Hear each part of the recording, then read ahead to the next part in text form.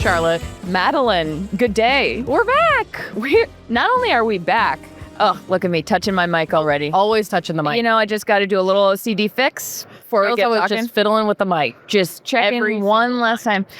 We are coming to you live, sort of. Yeah, You know, for us. different setup. It's live for us. We are on Radio Row at Super Bowl LX. Dun dun dun. Which I'm pretty sure is Super Bowl 60. I keep calling it XL. Super Bowl Same. XL. It's Super Bowl extra large. like the size of my sorority t-shirts.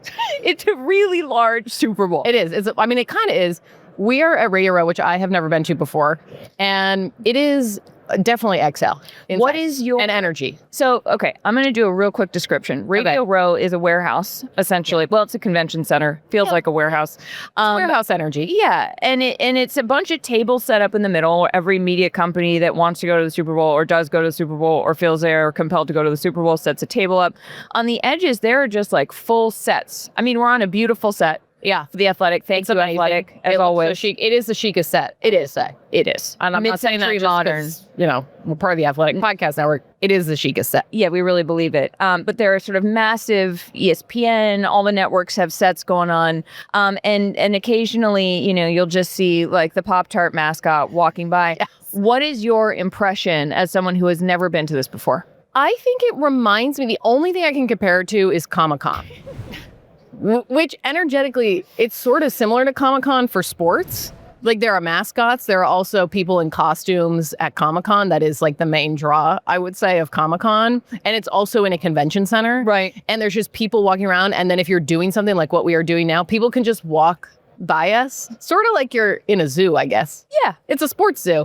But also at Comic-Con, they have like tables set up and there's sort of like press junkety activities happening. Yeah. That it sort of feels similar to that. Yeah, well, it is. And I think that something very interesting about this is like this is my 7th Super Bowl, which that's a lot of Super Bowls. It's a lot of Super Bowls. It's a lot of Radio Rows. Every year it gets progressively sort of more and more corporate in a way where like yesterday, you know, there was a whole bounty activation with the broadcaster Kirk Herbstreit and his dog. And his dog Peter. Yes. And I think Peter had his own golf cart. Bounty style golf cart. It was like a souped up like kid like Hot Wheels. Yeah, like a Hot Wheel. It was like one of those things that I wish I got as a kid, but my parents never bought for me. They were like, "This is unsafe. This is a liability. We're not having your friends drive around in this because we're not trying to get sued by Joanne down the street." And Joanne was litigious. She was litigious. She had lawyers on call. Yeah.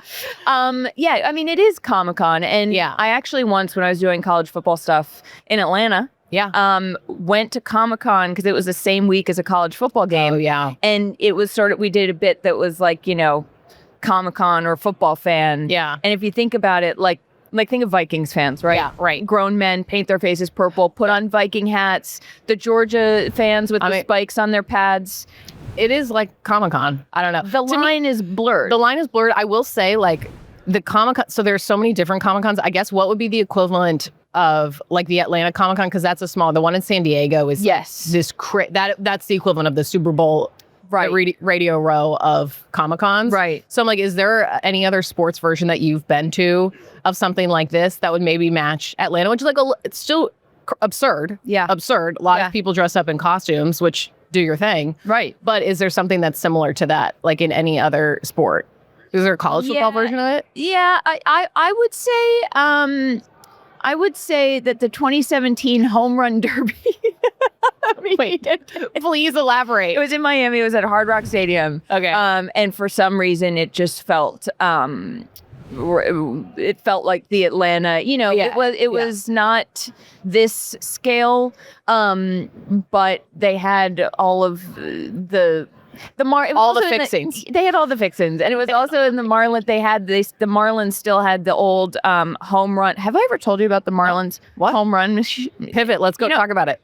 Talk about it right now. Okay, real quick, bear with me. The Marlins had a statue, probably like 50 feet high, with like all of these. It looked like a Lisa Frank statue. Stop. And every time a Marlin hit a home run, a little dolphin would it was like a Rube Goldberg, like everything would start. No. And the Marlin would like jump over a waterfall. No. I love that. I feel like someone who was a Lisa Frank fan decided that was a good idea. And I just think it's great. We need more women in sports. We do. Women in sports. Okay. We've talked about Radio Row. Let's talk about what we've done, our journey to get here. Yeah. We need to start with our airplane experience. If you follow us on Instagram, you may have seen Charlotte and I did not get an upgrade. Womp womp. No. That's okay. So we were in our little 2-person row. Okay. Yeah, everyone's like, yeah, of course, it's okay. Yeah. It was, if you listen, I think was the last episode we talked about, like, we want to get upgraded. Yeah. But we didn't. Anyways, we both had our crochet projects out on the plane the entire flight. We crocheted from New York to San Francisco. Yeah, Charlotte, I will say. So Charlotte's a beginner crocheter. We learned the word. Oh, we learned the word. I'm gonna blush. You're good. Thank you. Charlotte's good. Her rows were crisp. Oh, they were clean lines. They were until I realized that I messed up like 15 rows back. Well, but that's part of the fiber try not arts to worry. We don't even talk about that. And also, our listeners mentioned fiber arts. Yes, that is the term. So thank you everyone for commenting about that. Yes, it is fiber arts. So we are part of the fiber arts community. And I was thinking, like, Charlotte and I were laughing on the plane because I was like, I'm just imagining people walking past us going to the bathroom, and Charlotte and I are sitting there the entire flight crocheting, locked in a way that I'm like, is this what Tom Brady feels like when he's locked in? Like when he came back to beat the Falcons in the Super Bowl that I don't really like to talk about as someone from Atlanta. That level of locked in was us on that plane. No. The crochet projects. Could not agree more. Could not agree more. Also, I wonder, NFL player, look, it's very meditative. It is. This is also the third straight podcast that we've talked about crocheting for an extended period of time. I do think athletes do ballet, Pilates, all the things that are important for their body. Also kind of meditative. Crocheting is meditative. And I think it could help with focus. Yes. No, and if you don't want players going clubbing, get them some yarn. Bring some yarn into the locker room. Get them yarn over, pull through the stitch. Hell yeah. And pull through a win. Okay. NFL honors. Yes. We have to talk about. Yes. We were not there. You might have noticed that. We weren't there. Thought we were going to be there, and we've said on multiple shows, we'll be there. We weren't. But we're here. But we saw the highlights. Yeah. and we're here to talk about it. Exactly. Obviously, I was thrilled. Oh. Well, we were both thrilled. Yeah. The coach, Mike Vrabel of the New England Patriots, won Coach of the Year. Yes. And well deserved. And also, the vibes, they start at the top. And look where the Patriots are. Yeah. No, I think that was the right choice. Yeah. That was the right choice. I honestly would have been butthurt for you if he hadn't won. I would have been like, okay, are we protesting? I mean, I would have protested. You would have. You would be a single person, like dude with a sign, just Charlotte with a sign for Vrabel deserved it. I do think, it's interesting. We were talking to a former player yesterday about the Belichick Patriots versus what they've got going on now. Yeah. And he was saying that there's, because we were saying that the positive vibes and that sort of style of leadership, which is very strong and locked in, but also seems to have a degree of respect and true, I don't know if love is the right word. Kind of like it. Feels kind of like it. Yeah. And how Belichick ran the team with a kind of, like real dictator mentality. Yeah. And it seems like there's I think what we settled on was like maybe the best NFL coaches are the ones who are like remind you of a good parent. Yes. Where they set a boundary and but they love you and like they are there for you and respect you, but also aren't going to let you get away with anything. Right. It's like how kids crave discipline. Yeah, kids need discipline. Yeah. I don't have a child, but same. Let's tell you about parenting. Child psychology expert Madeline Hill. No, but I do think it's this element of tough love, and it's certainly a fine line because you don't want someone who's putting too much discipline on you, and then I think that causes your kids, in this case professional athletes, to rebel, to be like, why are you telling me what to do in every area of my life? Right. So I do think it's the tough love, and I feel like Mike Vrabel perfectly walks the line in terms of like being this almost like father figure. Yes. Well, and I'm not trying to therapize these athletes. We are. But That's our show. That's our show. That's what we do. Whatever. But there's this element to Vrabel where we talk about this all the time, where he gives hugs. Yes. Hugs every single player as they come off the field. They celebrate. You pointed this out. The team celebrates on every play that they execute well. Right. And it's like they're not afraid to be men who show emotion and to give love, really. And coupled with obviously then Vrabel will put pads on and like tackle guys on the field to be like, by the way, I can still do this. He's like, put me in, coach. And it's like, well, you're the coach, so you're putting yourself in? I don't know what's going on here. Put me in, coach. And then he says, promoting himself. Yeah.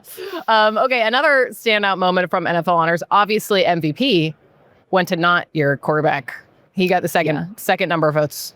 You know, he lost by 1 vote. Did you know that? I did not know that. I think someone's going to maybe correct the record, but I believe Matthew Stafford had 24 votes and Drake May had 23. Wow. Someone shout if I'm wrong, but I think that's right.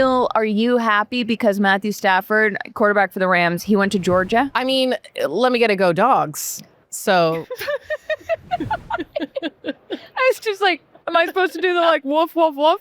I don't think I have it in me right now. No, you don't have it in you. Well, you also didn't go to school. Go Dogs. Wow. Okay, sick 'em, woof, woof, woof. Yeah. Okay.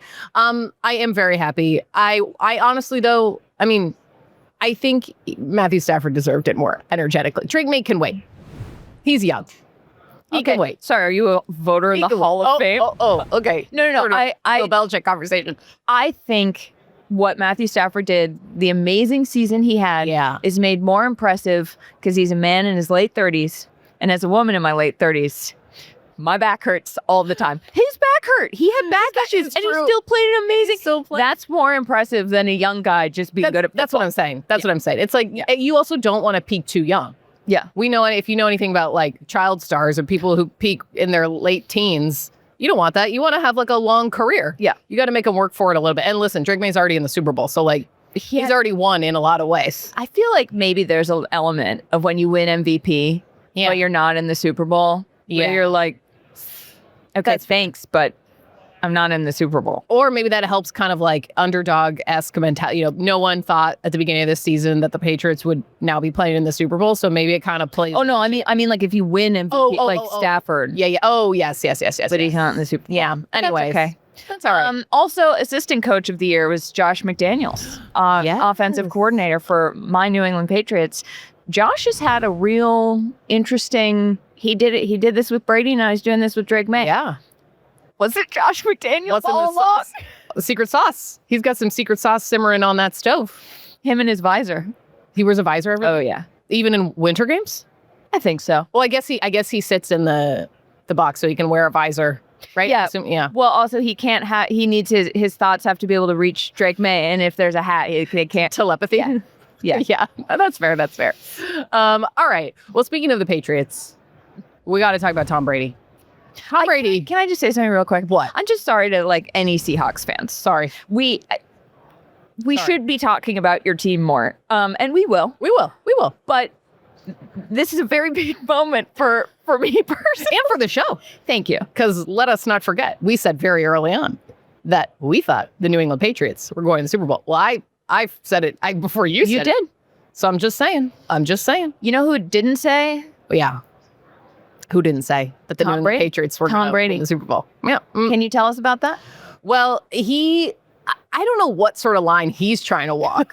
Is she trying to be objective because he's now a minority owner in the Raiders? Is it because of his Fox commentating duties? Or is he just butthurt and he will not say he's rooting for the Patriots? He's like, I'm rooting for everyone. So I'm like, what is this, a participation trophy? It's the Super Bowl. Well, right. And he said, quote, I don't have a dog in this fight. Which I would say, as someone who won 6 Super Bowls with the Patriots, maybe you've walked that dog. Yeah. You know that dog. He's kept that dog overnight. Yeah. For weeks at a time. He knows what the dog eats. He knows the dog's favorite stuffed animal. Yeah. Which is a stuffed Minuteman. Well, no, it's a stuffed alligator. Crocodile. Go watch our deep dive episode on Tom Brady's social media episode. Anyway, so he said, I don't have a dog in this fight.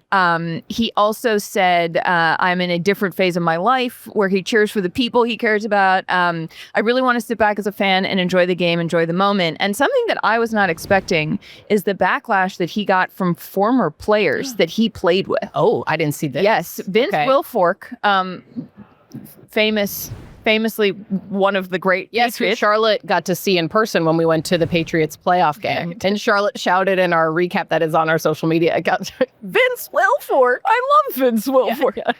Put it on a t-shirt. Yeah, honestly. So Vince Wilfork called into the Boston radio station WEEI and he said, that's bullcrap, Tom. All that political stuff, this ain't political. It ain't political what it is. Raiders ain't in it. Say what it is, what you see. At the end of the day, if you're a Patriot for life, you know what it is. Don't give me that political bullcrap. That's just what it is. So, and here's the most interesting thing, though. Rob Gronkowski on Kay Adams' show, Up and Adams, in this very room that we are sitting in right now, said he probably wants to be the quarterback. He's that competitive. He probably wants to be the guy in the Super Bowl right now. I cannot believe that Gronk said out loud what everybody's thinking, which is that Brady's just like, he like can't handle the fact that the Patriots only 5 years after him are once again in the Super Bowl. Yes, because he's like, I could have been out there. I could be leading that. Yes. Well, and okay, can we backtrack a little bit? Can you briefly share the relationship between Gronk and Brady? They're friends. Like, I mean, from my understanding, at least on their social media activity, they seem to be friends. Oh yeah, right. And Brady to Gronk was, touchdown magic back in the day. It was crisp. It was, and I think Gronk is usually, to your point, I think they're often in hot tubs together. Based on social media, there are a lot of posts or story posts where they're in a hot tub. It's like Brady, they are Gronk, on the beach together, and Julian Edelman. Yeah. Right. Okay. Yes. Okay. Which was his wide receiver. Gronk was at tight end. So for Gronk to say that, I'm like, that's pretty revealing. I kind of like that he was just honest about it. But B, I'm like, did you guys have a falling out? Yeah. No, I don't think so. I'm kidding. You know what? I wonder if Gronk was just feeling a little too comfortable at Radio Row. And he was just like, I'm just going to say this, not thinking anything of it. I think you're right. And then he just said it. And then, that social team immediately was like, clip it. Clip it. Yeah, he's clip like, it. It's easy to forget the camera's on. Yeah, that's true. And especially when you're on a big stage. And especially when you're just people walking by you. You're like, whatever, no one's paying attention to this. Nobody can hear this. No one can hear this. No one can hear this. No. We're just talking to each other. I think, one, he didn't realize people would pick it up, which I'm like, if you know anything about PR, like everything you say could potentially be picked up, especially if you're someone of his caliber and fame. Right. I want to know if Tom Brady texted Gronk after he said that, because I know Tom Brady saw it. I'm sure. That man, as we know, is the most chronically online man that's ever been online.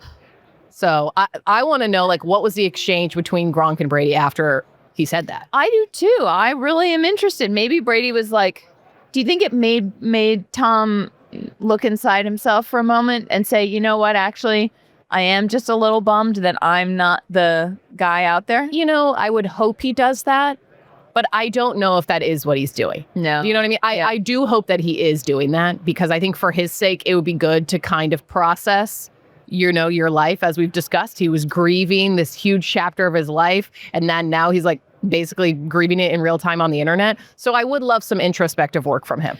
I also will say, the more I think about this, the more I think I have a degree of sympathy for Tom Brady in the fact that this is what he was the best at this for so long, and now he just can't do it anymore. Right. He can't. His body can't keep up. He's not a lot. Well, it's like it's a time for you to move, and it's hard. Should I check real quick and just see if he's posted anything on his story? Check for the class. I think we got it. Charlotte, if you're listening and not watching video, Charlotte is checking Tom Brady's Instagram right now. Well, first I'm turning off the self-imposed Instagram blocker that I have on my phone, which doesn't work because I just turn it off. I just go and I turn it off, and then I'm like, why? I just gave myself 10 extra seconds. It's always like Charlotte sets the timer, and then it's like, give me 5 more minutes. And I'm like, another one. I just disabled blocking for 30 minutes, and it's really, I should have already done that. Doesn't even work. Okay, Tom Brady. Let's see what this guy's up to. I feel like he's not posted anything, especially since the fallout from him posting those cozied up in bed photos, which if you know, you know. Well, you speak too soon, because 22 hours ago, this man has 7 different slides on his story. Oh boy, so 7. That's too many. That completion rate's going to be terrible on his stories. Well, we know. Well, okay. Anyways. So he posted. Oh wow. So he's in Sacramento right now. Okay. His card vault by Tom Brady posted something. He is playing basketball with Steph Curry. Okay. He's walking through crowds of adoring fans. He's on stage with Julian Edelman, I believe. Oh, glad I checked. What? Tom Brady posted the NFL's post where it says NFL honors Coach of the Year with Mike Vrabel's face. And he said, "Congratulations, Mike.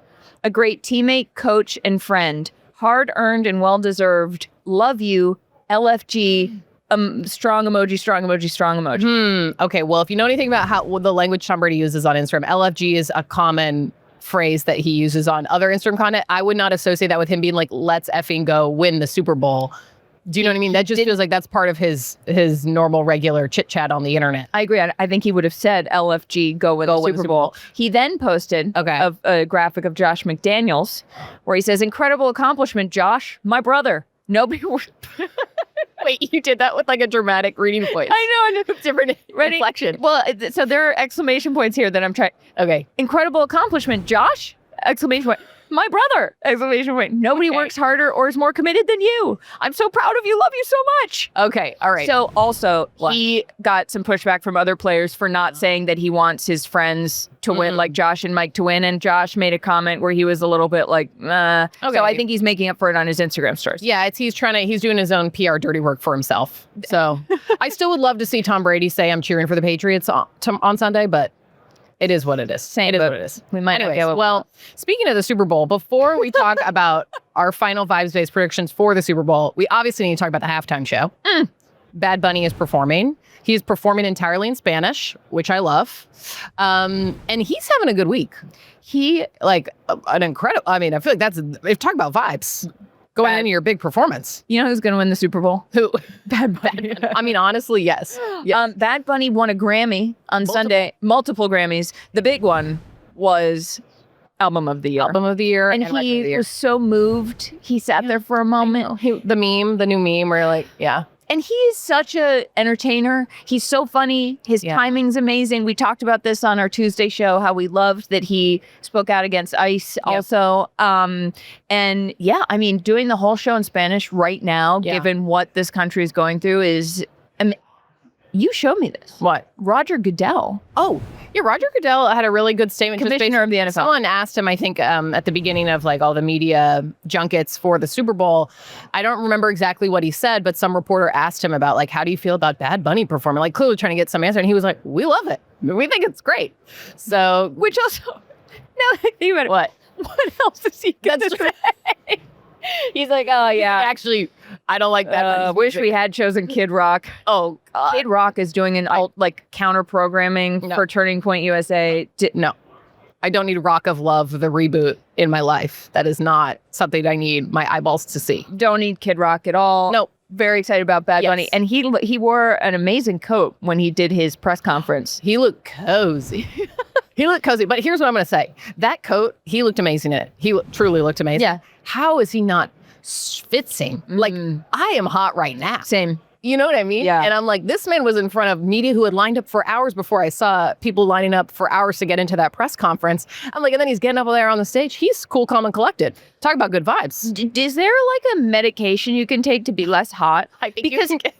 No, truly. I think you can get like Botox injections to like not sweat as much. I know, but then you're still hot.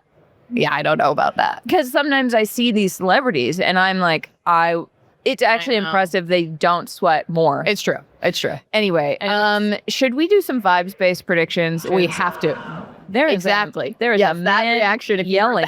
That should be the vibe going into the Super Bowl. Going to be honest, I'm shocked a man didn't yell sooner. Yeah, that's true. Before that, in this warehouse. I know.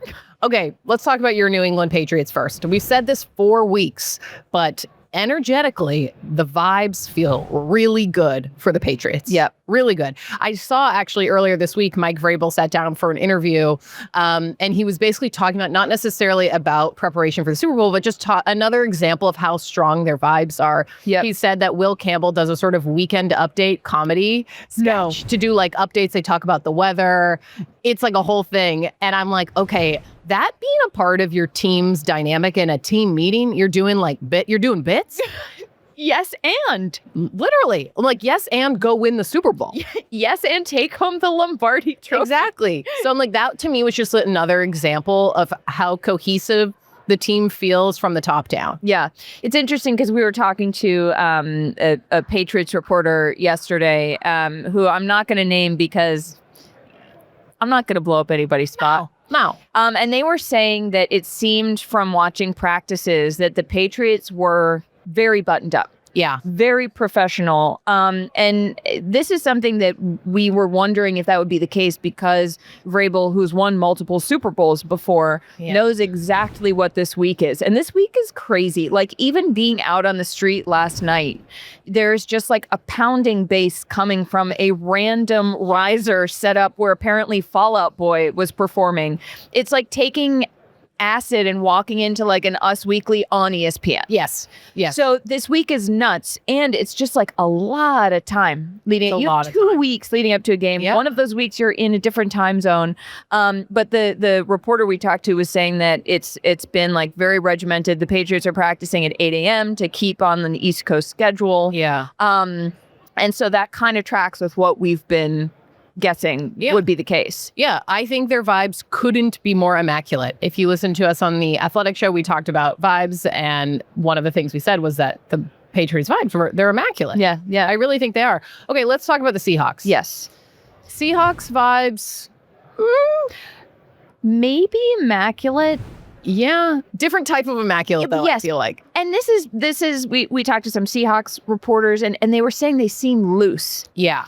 And so you contrast out the Patriots like buttoned up. The Seahawks seem pretty loose. I think they left media day or media night early. Yeah. It seems like there is an ease to them, which as a Patriots fan does make me very nervous. Yeah. And it seems like, Mike, the head coach, Cooper Kupp, the veteran wide receiver who came in, we've talked about all the team talking about how he has been this real voice of leadership in the locker room. Also, it is very important that we know, we should have said this before, that Offensive Player of the Year is Jackson Smith-Njigba from the Seahawks. Yeah. So I think that there is a confidence that winning Offensive Player of the Year 3 days before you go play a Super Bowl, that feels... Well, that's a good ego boost. Right. It's a good ego boost going into the big game. I think that there are certainly advantages that the Seahawks have being a little bit looser. Yeah. Because maybe that means they're not, I don't know, it's almost like not that the Seahawks are not regimented and not that they don't have discipline and a routine, but being a little bit more relaxed energetically from a vibes perspective, I could see that working to their advantage. Yeah. However, I don't know if it's going to work to their advantage in terms of winning the Super Bowl. I don't know. I'm just saying. As we're talking about this, I'm thinking about crocheting. And when you crochet, part of my problem yesterday in the plane, part of the reason I had to take out a bunch of rows is because the rows were too tight. Yeah. I was trying too hard. I was holding the yarn a little bit too taut. Yeah. And my work suffered for it. You could say it was compressed. Yeah. I did a compressed crochet. So my fear with the Patriots, let's just talk worst case scenario for me as a Patriots fan, is they come out and it's like the beginning of the Broncos, the AFC Championship, where Drake May seemed just like a little rattled. If the Seahawks are loose and those stitches are just flowing, okay. However, maybe Drake May and the Patriots got that out of their system, that kind of rattledness, and now they are ready to take that professionalism and locked upness with enough of the loose, as you said, they're doing bits. Right. You're doing bits. So you actually, we talked about this before the show, and you had a prediction about the way this game is going to go based on vibes that I actually really can't improve upon. Okay, my prediction might be a little absurd, so hear me out. I think the Patriots are going to win. I think they're going to win by like a touchdown. It's going to be an exciting game. They're just going to win in the end. Okay? Okay. But there's an alternate scenario. Like any game, one team does have to win. There is an alternate scenario where I think the Seahawks could just destroy the Patriots. Like, those sad, I feel like oftentimes like the national championship for college football, there have been Super Bowls where you're like, well, this is a blowout. I mean, thinking about the Atlanta Patriots comeback. Well, that was going to be a blowout. Yeah. So, but it wasn't. It wasn't. Whatever. It's fine. I needed to work through that in therapy. I do think there's a world where the Seahawks could just destroy the Patriots. Yeah. And it's just like the Patriots get one touchdown, and you're like, well, this is a doozy. Yeah. But I don't think that's the case. I think the Patriots are going to win by like one touchdown. So one option will happen. So one option is that the Patriots could win, and the other option is that the Seahawks could win. Right. Exactly.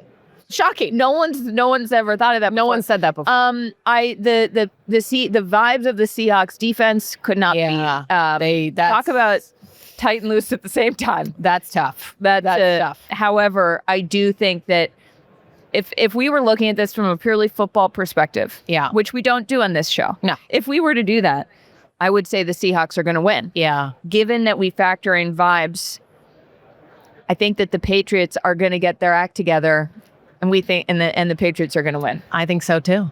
What is better for our show? Is it me sad in a reel or me happy in a reel? Okay, well, I'm trying to think about, that the root of every story we talk about on the show is tension and some sort of drama. I would say from a drama and tension perspective, it would be more interesting and compelling to have a video of you crying on the field after the Patriots lose. Like, think about reality TV. You know, they always amp things up, but it's like more dramatic emotions tend to play better on television. Yeah. So I do think from that perspective, it is probably better to see the Seahawks win. So, but actually, let me hold on. Let me say something else about this. The Seahawks winning, but it wouldn't be the blowout isn't fun. That's not, it would have to be like the Seahawks win right at the end. Yes. And it's like dramatic fashion for them to win, plus coupled with you crying. Yeah. Great content for the show. All we need is a competitive game. Yeah. And you know what I'm going to say right now, just so people know, I am not going to fake cry. Like, if you see a reel of me crying, it's because I'm actually sad and I'm crying. I am not going to ham it up I'm not going to have false football emotions for this. No. Well, here's what I'll say. Charlotte already basically cried. Well, you did. Yes. When they advanced to the two rules. Charlotte had tears coming out and she's lying spread out on the couch with just a little bit of tear. It was a cute cry. It was a cute cry. It was like not a Carrie Mathison on Homeland cry, like full emotion. It was subtle. Yeah. It was subtle. And I think that sports are a really great way. Look, if the Patriots lose and you are repressed, take this opportunity to cry. Let it out. The sports give you such a great excuse to be sad publicly. Yes. And just use it as catharsis. So as a Patriots fan, Seahawks fans, Seattle has a lot going on. Yeah. With the Mariners. Yeah. Because they got close to the World Series and then they didn't make it. And so I do feel like, in a sense, their fan base, I will say, I do kind of feel like their fan base has stronger cohesion, and better vibes than the Patriots. Well, the Patriots are just the most intense fan base it's like scary. Oh, it was absurd. Going to that game, oh my God. It was crazy. It was crazy. So I do think for the city of Seattle, they probably deserve the win, but I don't think they're going to win. And I also, for your sake, I would like the Patriots to win, which I don't really like saying, but I want that for you. Well, and the show. And the show. And the show. I'd like to set the record straight. The Seattle deserves it. Seattle needs this more. Yeah. I'm greedy at this point. You're greedy. You're greedy. And, the team's Seattle's being sold. So, you're going to be put up for sale. So that's a way to go out. They'd better not go to Oklahoma City like their basketball team. Uh-oh. I don't want that for them. Bring in the NBA back. Nope. Well, yeah, you flip-flop. Yeah. You flip-flop. The Sonics come back. Oh, that won't plot. But the Seahawks talk about drama for the show. I don't think that. No. Anyways. Well, folks, thanks for hanging out with us on Radio Row, special bonus app. Yes. Thank you so much for watching. And as always, please rate and review, like, and subscribe. It makes a huge, huge difference. You can follow us on Instagram at Sports Gossip and TikTok at Sports Gossip Show. Yes, and. Yes, and. Hey, go Pats. Go Pats. Okay, bye.